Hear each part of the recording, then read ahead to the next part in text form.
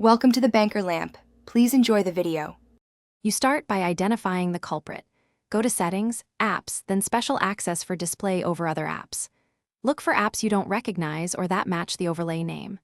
Once found, note the app version and when it was installed so you can reverse changes if needed. You should force stop the app next. This immediately halts the overlay. Make sure to close any lingering notifications or floating controls before proceeding to permissions changes. Next, revoke the overlay permission.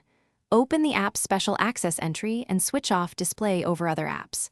This prevents it from drawing on top of other screens. If the toggle is grayed out, uninstall the app or remove recent updates to restore controls, then try again.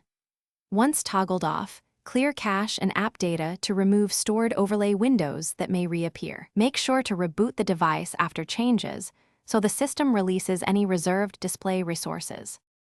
To finish, reboot and test the apps that were blocked by the overlay. Confirm normal interaction returns.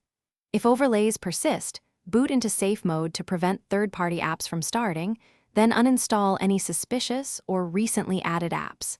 You can also use the System App Permissions Manager or a trusted antivirus to detect hidden services. One key troubleshooting tip: if an overlay blocks access to settings, use ADB.